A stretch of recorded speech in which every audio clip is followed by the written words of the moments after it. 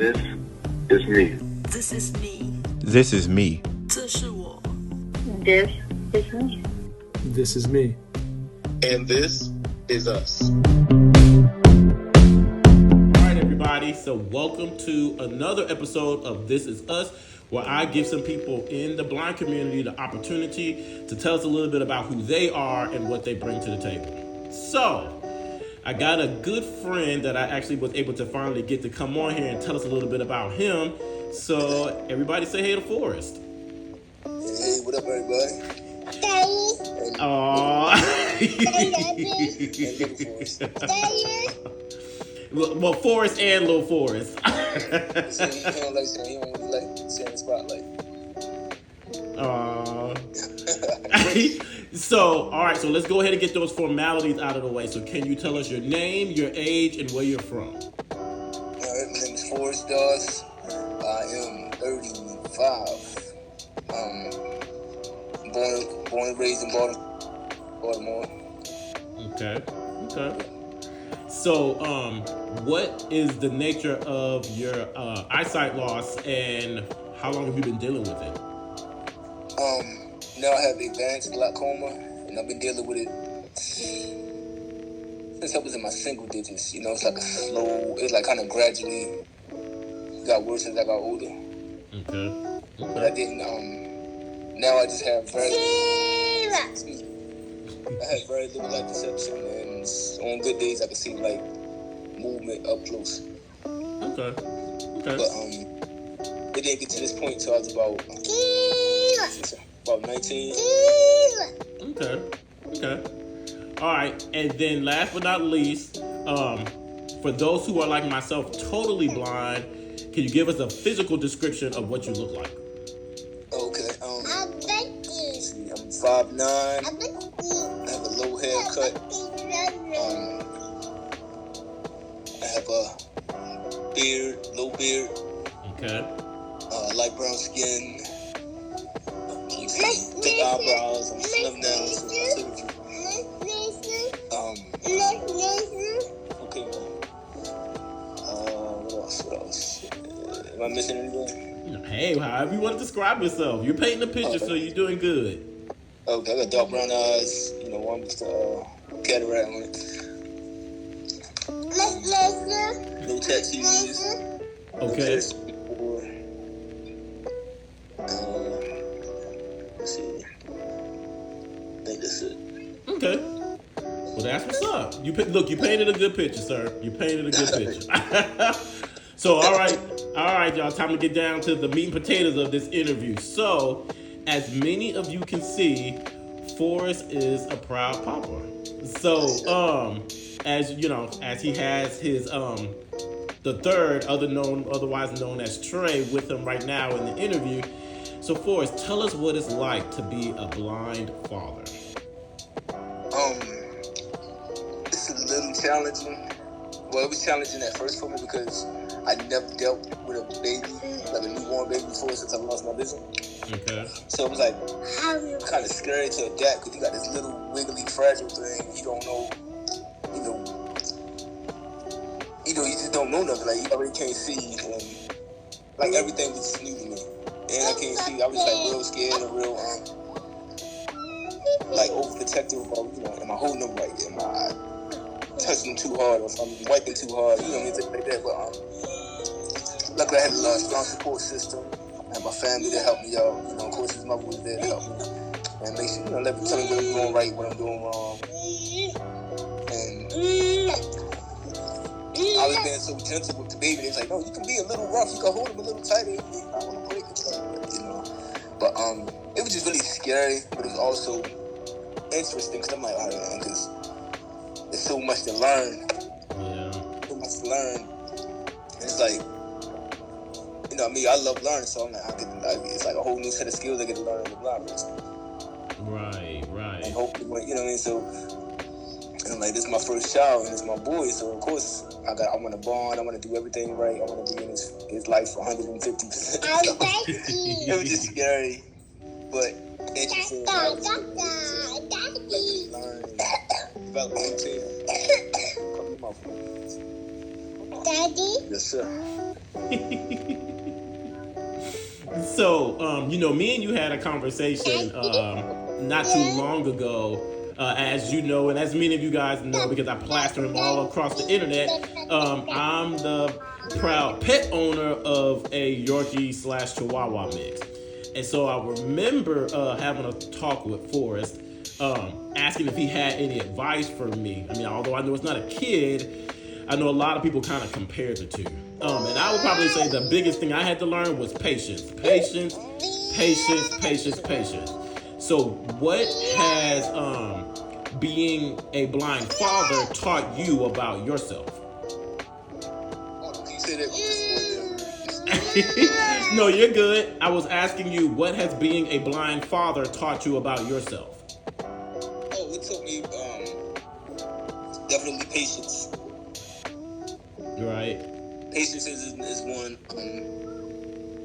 How to think for the future even more, because before I would think when I'm just by myself, I would say, hey, I'm just trying to make it through the day. But now I have another human being to take care of. I have a family now. You want to try to prepare for the future, or you plan for the future. Right. And I learned about sacrifice for the good. Learn about like necessities in life instead of luxuries. I had to stop focusing on a lot of the luxuries and focus on necessities. And that kind of ties into planning for the future. Right. So I don't know about you, but I actually have a couple of family members, and you kind of touched on it a minute ago, who have really told me, well, because you're blind, we know you'll never be able to take care of a child. So I don't know if you've ever had to deal with that on your end, but what would you say to those family members? Like, if you can just give them one message, what would you tell them?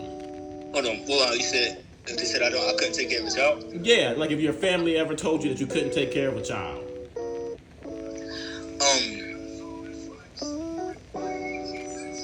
Without being ethnic.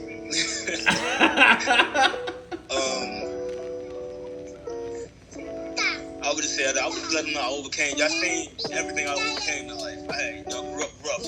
I grew up a little different than everybody else. So y'all seen I made it through it, and I'm going strong right now. So nothing's gonna happen to my child that wouldn't happen to me first. Right. Okay. Well, I got it, and if I need help, I know how to ask for it. There you go. That's what it's all about. So all you people who think that we can't do it as blind people, that's good advice to listen to, or a good perspective to hear it from. So, the Forrest that I'm used to hearing from you guys and the Forrest that you're hearing talk right now is not the same Forrest. The Forrest... I see my son around right now. I'm trying to be civilized. Right. So, the funniest thing about that, you guys, this guy's a jokester. Finds the humor in just about anything, and is always constantly got a joke or a story or an experience to tell everybody about. So, although he plays it down a lot, Forrest has actually done a couple of open mic nights as a comedian or an aspiring comedian.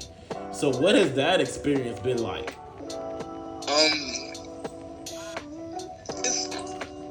It was kind of interesting. It's like me, my problems is, as far as like, if I'm not just going off the top, if I'm going over something I rehearse, or if I write down jokes, I tend to overthink. Okay. Because what's funny to me might go over a lot of people's heads. Right. Or I overthink it, take me forever to write a joke, and I can say the simplest things that everybody would crack up laughing. So I overthink it and mess the joke up. As far as writing it down. Okay. So most of the time I prefer to just like go off the top of my head or like improv, stuff like that. But the other thing one thing I'm scared of while telling jokes is like how to read the crowd, what they think is funny. How to read the crowd, what they want to think is funny. Okay. But I've been talking to some local comedians and they've been helping me out, stuff like that. It's fun because I love making people laugh. Yeah. I feel like laughter is a good healer. It's a great healer, so Okay. So I have love you it. ever? I love making people laugh. I love saying crazy stuff. Even if they don't laugh, I just say crazy stuff. And they might think about it later. So, have you ever had to deal with hecklers before? Honestly, not yet. Not yet, and I kind of want that because that way I can go off the top of my head and I can just show off. Yeah, I've always loved to see comedians like come off the top of the dome and see how they really kind of interact with hecklers. Right. You know, so that's just always been a concept that I've always been interested in. I'm not quick like that, so I can't, come up with things to say in response to people not having the nicer things to say to me, if that makes sense. Right. Like, I like to go off the top of my head. We did the improv, and everybody was laughing. We had a good time with that. So yeah, we definitely gotta play that game again, y'all. For y'all who don't know exactly what he's talking about, I'm actually a game show host in the blind community as well. And one of the games that I like to host is a improv game called The Opposites, where essentially the females are given male characters, the males are given female characters, and I give them scenes to act out, and they can't break character. They have to stay in character for the whole duration of the scene. So, a lot of crazy stories, a lot of interesting personalities, to say the least, and just fun had by all. So of course, naturally, you're comedian or comedian. I can't say the word that. Comedic. Oh, see, look. I need to be educated sometimes. Your comedic prowess has really helped, I'm sure, in instances like that. So, again, we talking about advice. What advice would you give somebody who possibly wanted to break out and become a comedian, or how to get their feet wet?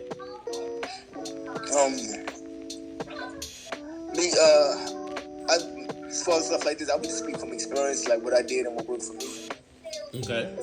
So, sometimes I might try jokes out on Facebook, or I would just try jokes out when I'm at a party or I'm with friends or something like that, and they laugh. I'm like, okay.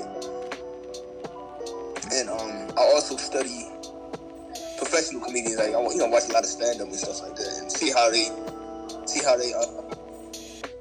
read the crowd and how they transition to the next joke. And what the local comedian told me, they said just go for it. They said if they don't laugh, F them. Right. You know what I mean? They just like, if they don't laugh, F them. They just try to go on to the next joke. Amen. So,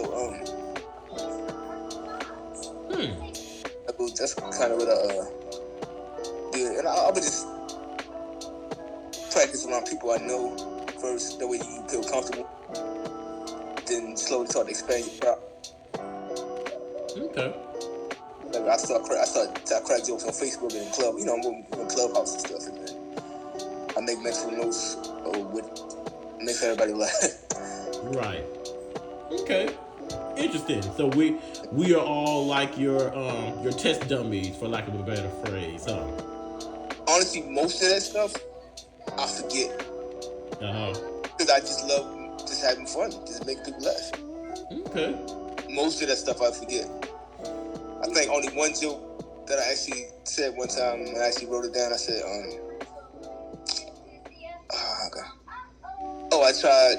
I tried being gay once, but I found out the dude didn't have a vagina, so it didn't work out. So, and you see? Okay, wow. Okay, well that's what's up. So everybody fell out laughing at that, and I wrote that down. That's like the only thing I remember. Everything else is just freestyle, improv, or whatever, and I just don't remember. Well, I mean, that would be I'm not a comedian, but I feel like that would be a good starting point to just really, that joke right there to kind of build off of, I'm assuming, especially if you got a great reaction like that. Yeah. So all right. So I know a lot of times in these interviews, especially since we're talking about the blind community, we hear a lot about different eye surgeries, trying to fix or reverse the the damage or what has taken place within the eyes. But you actually have had another type of surgery that I don't think we hear a lot about. You care to tell us a little bit about it? Yeah, I had gastric bypass surgery, basically like a weight loss surgery. It's one of the more minor. It's pretty common. It's go home the same day. It's basically they just sew up your stomach to like the size of a walnut or so. Oh wow.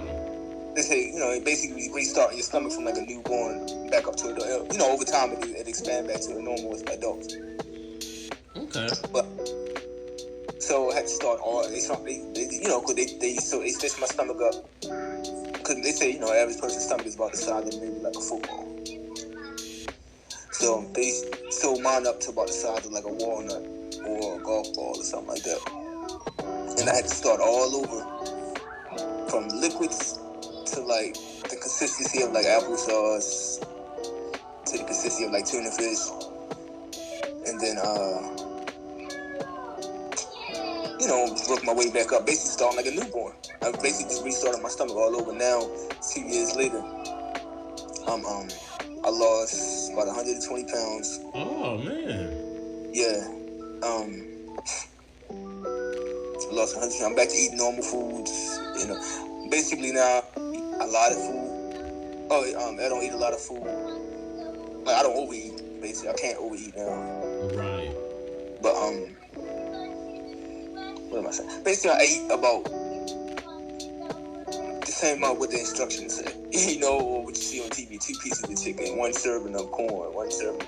Instead of eating 15 wings. Like, I'm eating what you see on TV. I'm eating like a normal person serving, not like country plates and stuff like that. But it taught me a lot. It taught me how to slow down, eating, how to chew my food thoroughly.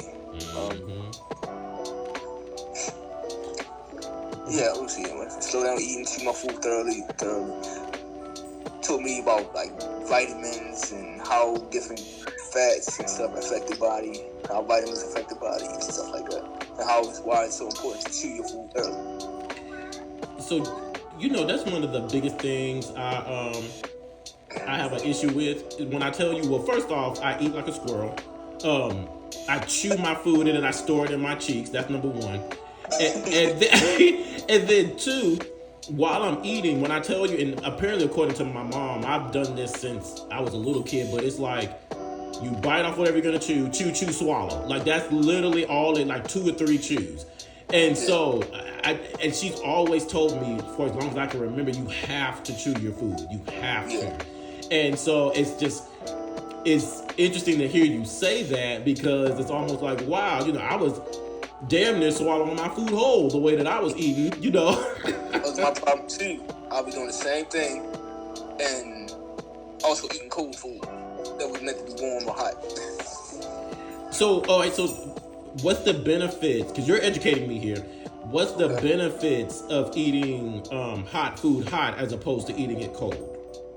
It's just it's all about like digestion and stuff like that. Like if I eat a hamburger cold, or if I eat tacos cold or something like that, something with beef. Beef is already takes a long time to digest on its own. Oh, okay, gotcha. And you have different muscles and organs that require heat to function properly. And you kind of throw that off when you throw in something cold in it that's meant to be hot. You know what I mean? Right. It's meant to be hot, so muscles, that's why we shiver when we cold, because our muscles require heat to function properly. Right. Huh. You know what I mean? And not trying to be funny, but that's why I like penis and balls shrink when it's cold, because it's a muscle. It needs heat. So it goes to the core, it goes inside where most of the heat is.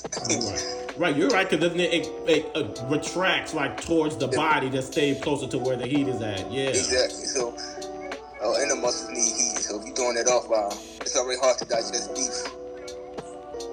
If you want to eat cold beef, you're just throwing it off. So, okay, now this question is probably more for me than anybody else, but hey, if they benefit too, all well and good. What were the 3 things, or the 3 things that you could suggest for people to stop eating now to start living better or healthier?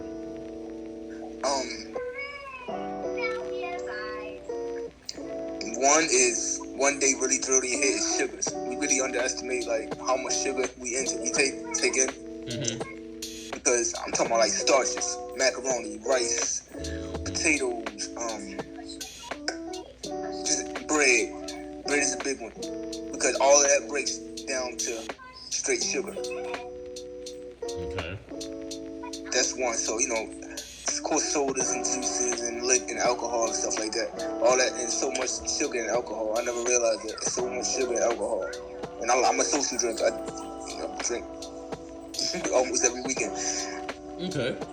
But I don't eat a lot of bread like that no more. I don't eat a lot of starches like that no more. So I'm kind of stop. Okay. But so watch your starch and your sugar intake.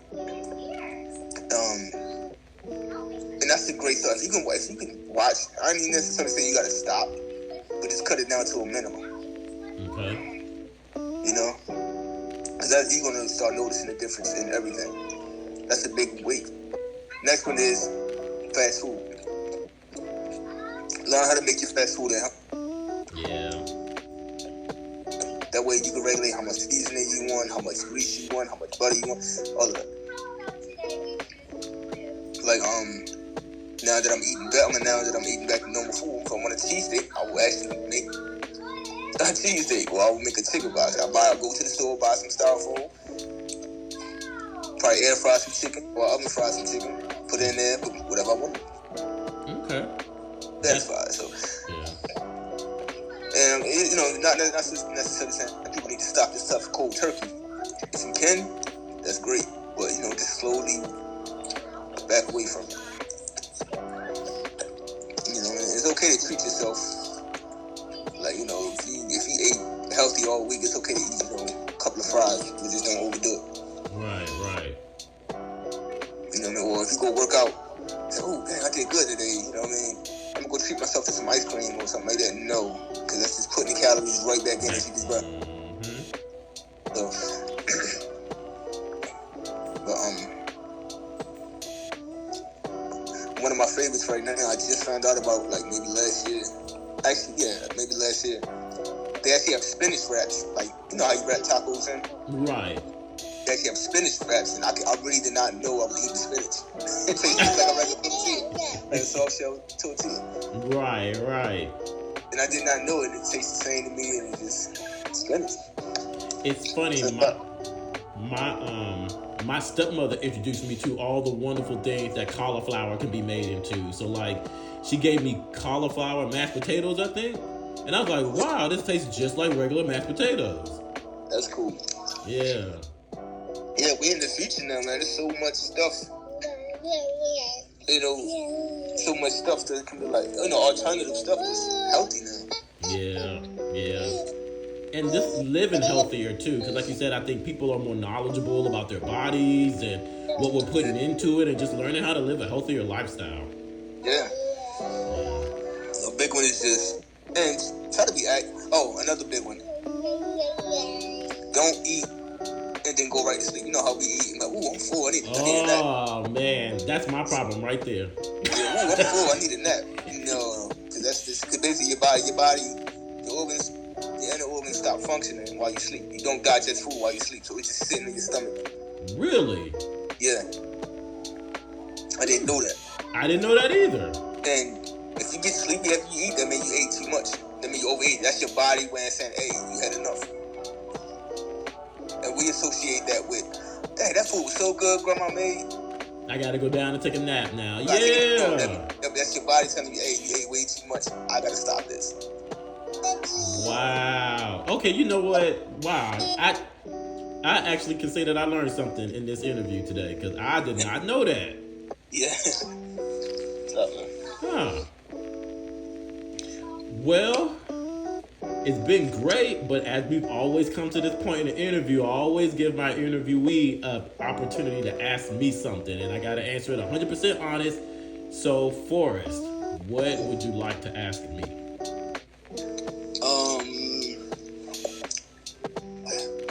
What do you think you need to work on as far as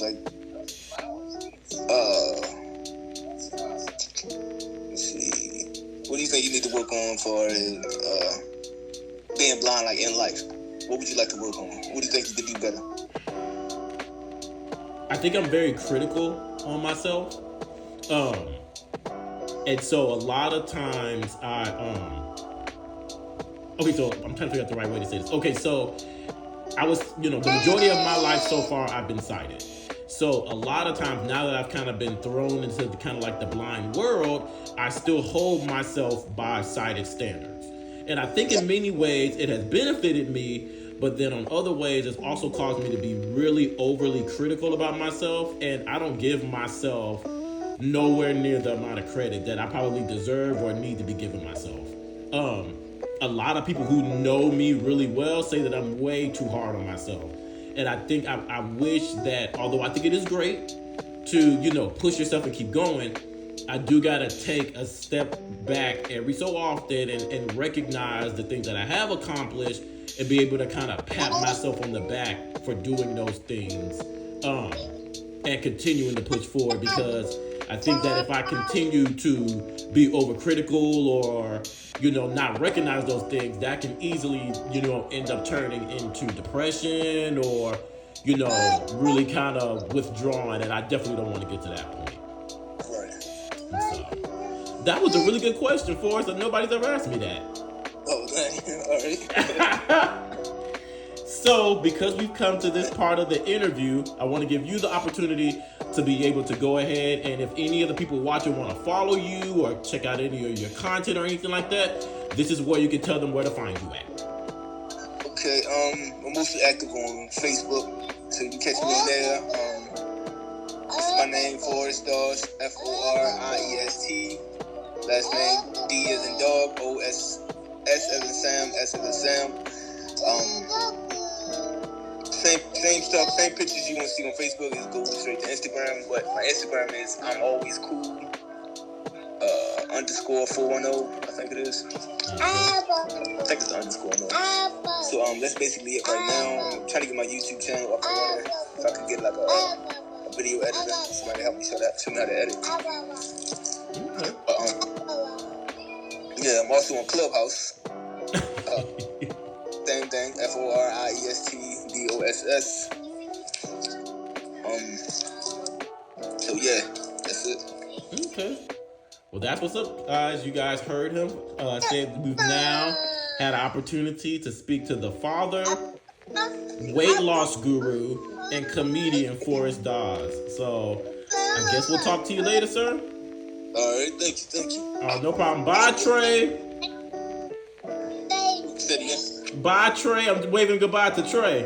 Oh, then bye-bye.